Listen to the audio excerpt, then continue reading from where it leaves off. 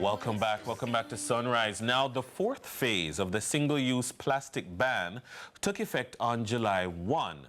This phase targets single-use plastic food containers and microplastics in cosmetic and personal care products. Now, it marks a significant step towards regulating plastics from the manufacturing stage to the disposal stage. Now, here to tell us more is Minister without Portfolio in the Ministry of Economic Growth and Job Creation, Senator Matthew Samuda. Welcome. Good morning, sir. Good Senator. morning, Minister. How are you? Thank you for having me, and good morning to all of your viewers. So, first of all, let me begin with a question that I've heard. People say that, you know, this whole plastic ban thing, it hasn't made a difference. Do you think it has? Well, the numbers tell a very different story. The numbers have shown that we have removed hundreds of thousands of tons of plastic from our waste stream. But people need to understand what we're trying to achieve. And the first thing for the public to understand is that all plastics aren't created equally. Some are economically viable for recycling programs and some are simply not. Meaning that the government and the people of Jamaica have to contemplate storing these materials for some 450 years. Now, there's no economic model that helps us to manage waste for 450 years because all plastic is non-biodegradable, right? So we target non-biodegradable, non-recyclable plastics with the bans. What we've been doing simultaneously is working with companies like the Recycling Partners of Jamaica, like Recycle Jamaica, to ensure that we're also simultaneously increasing our recycling rate. Yes. So for instance, in 2015, Jamaica recycled about 6% of its plastic waste.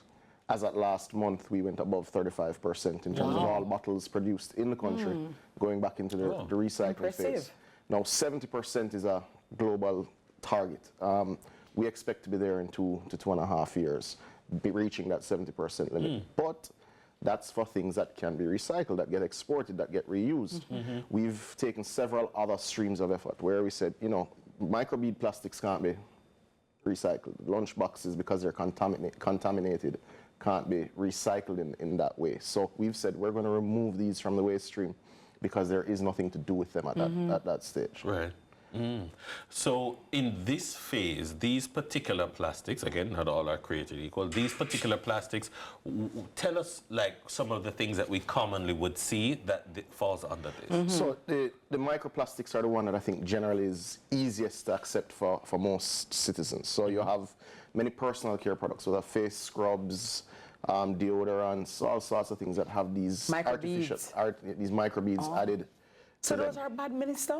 They're terrible for environmental health and human health. Wow. So there's no wastewater treatment plant on earth that can extract those from when they go down the drain, right? Yes. So it ends up in your soil, it ends up in your rivers, it ends up in your ocean. So that's bad. It's also very bad for human health, as the WHO and the UNEP would have recently published. So people are, you know, that doesn't make a numeric difference, but it does make a difference to environmental and human health. So that's a part of this phase. Right. So I remember when the plastic ban initially was coming into effect, it's almost like the sky is falling, as we often are in Jamaica. The sky is falling, we're not going to be able to adjust, and we've just seamlessly moved on. We eat out of different boxes now, we've just moved on.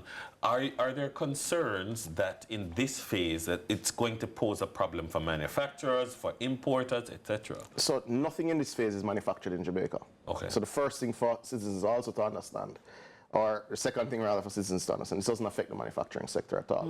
It does affect the retail sector because they've been used to packaging things in these materials over the last 5 or so years.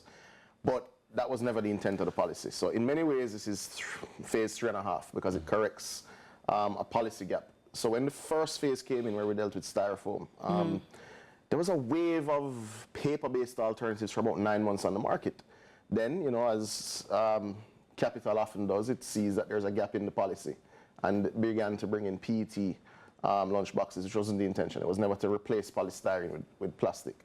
So this corrects that, that policy gap, which, as we've proven, because for 9 months there was no plastic on the market and everybody adapted.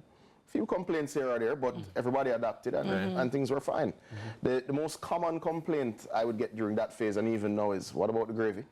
I said, well, you really shouldn't be having it. I mean, I'm guilty too, but you really shouldn't be having that much gravy. That's the first thing. And then in the first phase, when we had targeted single-use plastic bags, I was forced to buy many reusable bag in the supermarket line because someone would turn at you and say, look what you cost, Yes, you know, that yes. sort of thing. So, but other than that, I think generally, as we said, we've achieved a significant reduction in use of single-use plastics in these categories, and we're simultaneously achieving a significant increase in recycling rates. So we are working to ensure that our plastic usage and plastic wastage is indeed reduced. The other thing that people should take note of is the Prime Minister would have announced in March in his budget presentation that the government this year will start its own separation of waste, which will also significantly increase recycling rates. So the government has to lead by example. We're not yet at the stage to impose that on the private sector, or certainly at the household level. We have to work through the kinks and run it almost as a bit of a pilot project. So your hospitals, your health centers, your schools,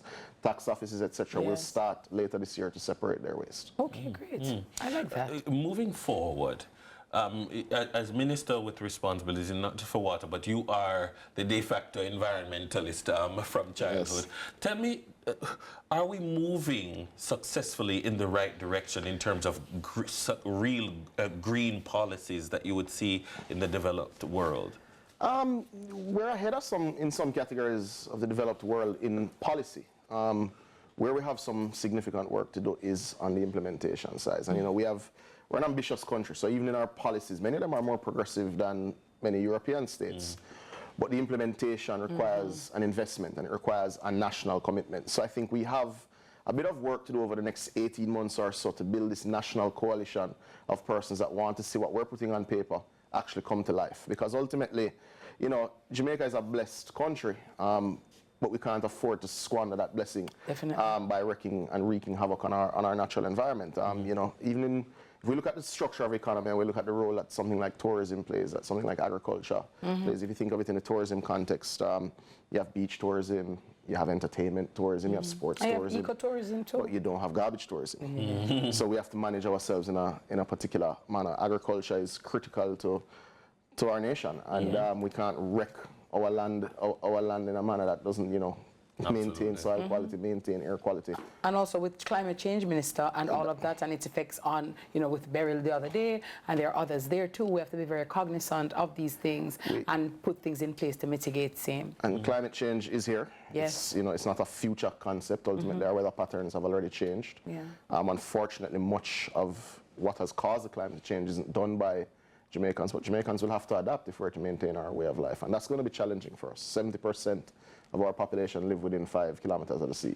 So rising sea levels cause deteriorating soil quality, saltwater intrusion in your water supply. We have a lot of challenges to come in that space, but we have to not just lead by example, but we practically have to start implementing these policies in a way that protects our future.